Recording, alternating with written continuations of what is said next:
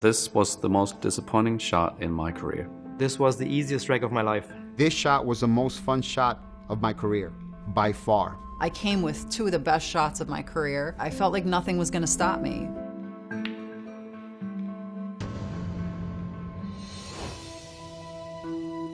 I think it was the 2006 World Championships that were being held in Taiwan, and I was traveling there from New York. I used to carry my cues separately from my suitcase, and you had to check them. You can't bring them on the plane. I get to the airport, the baggage carousel starts, my suitcase comes out, my cues do not. I just had to ask friends, can I borrow your cue? Using cues you're unfamiliar with is really difficult because they all have a different hit. So depending on what stick you borrow, you could really struggle. Somehow, borrowing other people's cues, I make it out of the round robin stages and into the elimination rounds. I ended up drawing a woman who was expected to win that year. So we start our match, and I start out really poorly. We take a break, and as we're walking off the set, I'm saying to her, oh my God, I'm playing so poorly, it's so embarrassing, I don't know what to do. And she's consoling me and saying, oh Jen, it's okay, it'll be fine. So we come back from the break, and at a certain point in the game, when you're playing really poorly, you just go into what we call fuck it stroke, where you just don't care anymore. You just start firing. That's really when the greatness comes out. And I start playing great. And I tie it up. So in the final rack, it's my break. I just crush the balls, and I make a ball, and the cue ball comes around, and it just sits almost right on top of the 9 ball. And one of the hardest shots in pool is when you're jacked up over a ball, and the ball that you're shooting at is nowhere near the pocket.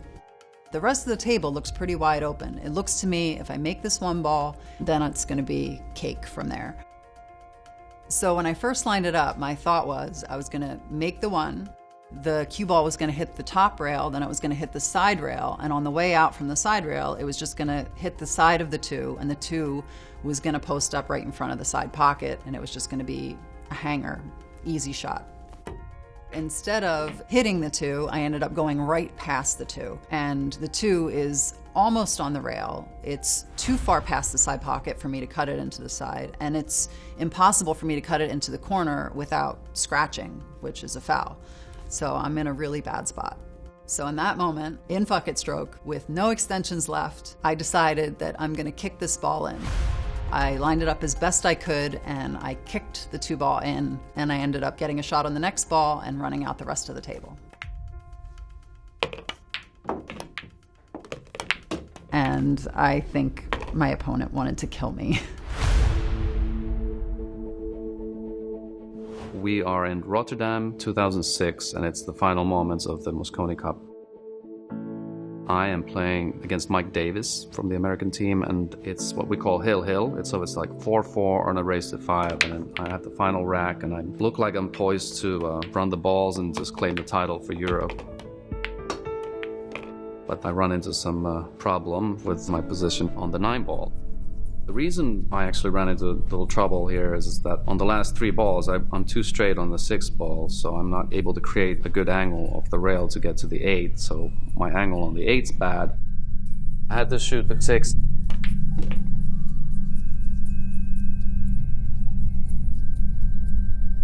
The problem with the 8 is that it's inevitable that I'm going to hit the 9. So I have to be a little bit careful. Now I have to control 3 balls. I have to make sure the 8 goes in. I have to make sure the cue ball goes into a certain position to make it easy to make the 9. But I only really got one part good, which was the 8 went in.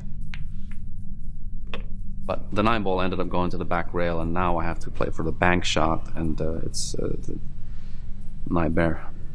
And now I have to play with a bridge, and I try to bank the 9 over in that corner, but it didn't really happen. Left Mike Davis a tough shot.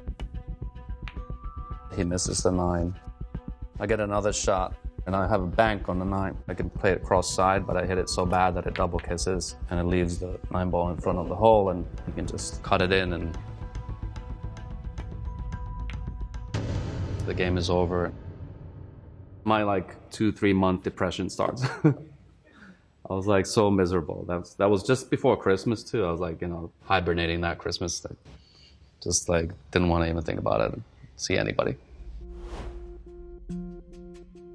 So one of the most memorable shots that I've ever shot in my career was against a 5-time world champion and 5-time US Open champion, Earl Strickland, who's also known as the John McEnroe of pool. I was in a close, tight match with him. We were tied 8-8. We were racing to 11, and I had this 10 ball that was laying in a funny place on the table. And when I shot the 8 ball, I was trying to gain an angle on the 9 ball so that I can just draw it straight into the 10 ball, but that didn't happen because I unfortunately hit the 8 ball a little too hard, and that's how I wound up with what I call the special angle on the 9 ball. Where if I were to shoot the 9 in the corner and just end up straight on the 10 ball and try to shoot the 10 ball down the rail, I would miss it because it would hit the opposite point of the side pocket. So pretty much the 10 ball was unmakeable. So I had to figure out a way to modify the angle to have the cue ball come back and draw against the 10. Anytime that you're straight on a shot, if you shoot the cue ball with follow, it creates forward momentum. If you hit the cue ball with what we call slide, it has no choice but to come to a perfect stop. I knew that those two were out of the question. That's when I wanted to draw. When you have a draw shot and you hit the cue ball way below the equator, it creates a lot of backspin. So after contact, it comes right back towards you. So I wanted to make the cue ball come back towards a 10 and nudge it a bit to put it in a favorable position to pocket for my next shot. I couldn't do that because I didn't have enough angle. So had I hit the 9 ball the way it was laying with a normal draw stroke, I would have wound up with no shot on the 10. So I was pretty much giving him a Christmas gift. So instead, what I decided to do is I remembered a shot. I had this gentleman that came up to me and asked me to play. This guy played, unfortunately, so bad that I felt sorry for him. So after about 3-4 games, he said, you know what, I really appreciate the fact that you took the time to play pool. So I want to pass a shot on to you that was shown to me by a friend of mine who's a semi-professional. He was pretty much telling me how to modify the angle by jumping the cue ball, elevating your cue stick, because when you shoot it at a downward stroke, it forces the cue ball to jump off the playing surface.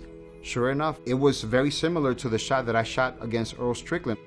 I hit the 9 ball, and after I made the 9 ball, by the time the cue ball stopped, the backspin grab came straight towards the 10.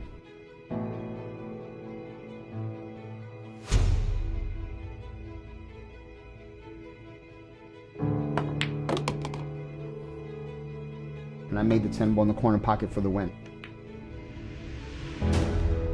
My opponent's reaction was, that's what he did basically. He was disgusted. He was completely disgusted. I won the match by the score of 11-8. He didn't win another rack after that.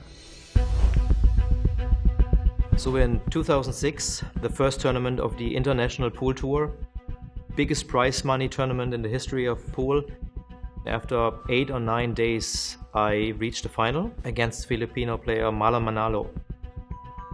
We're playing one single game for the championship. Prize money difference in $250,000. So there's a lot of pressure. The match was played race to 8 and the score was 7-6. Marlon had the break and he didn't make any balls on the break, so it was my opportunity. And I cleared the table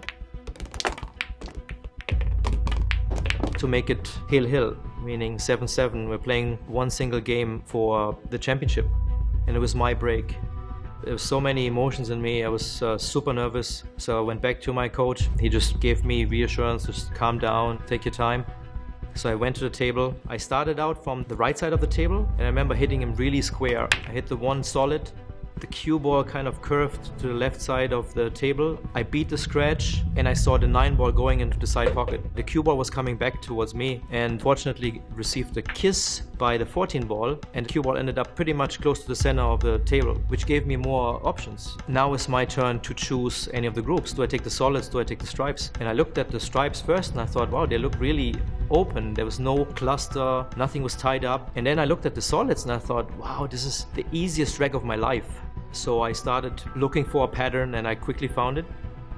And yeah, I just went through the rack and it was very easy to get out of line, but I think I nailed it. Every single position was absolutely perfect.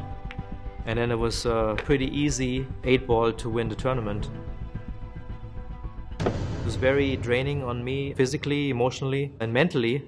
And I think after winning the tournament, I almost broke down and I just wanted to sleep. The toughest thing for me to learn with the game was learning how to control my emotions. Once I mastered that, I started winning tournament after tournament after tournament. Don't learn bad habits that you have to change. Start with good habits, and then you'll never have to change anything. To become a good pool player, you have to have visual skills, hand-eye coordination. You have to be able to handle yourself under extreme pressure. Pool is like a puzzle. It's always seeing the types of shots that are available and then picking the right one, making the right decisions. Staying cool and calm, even under pressure, and never give up.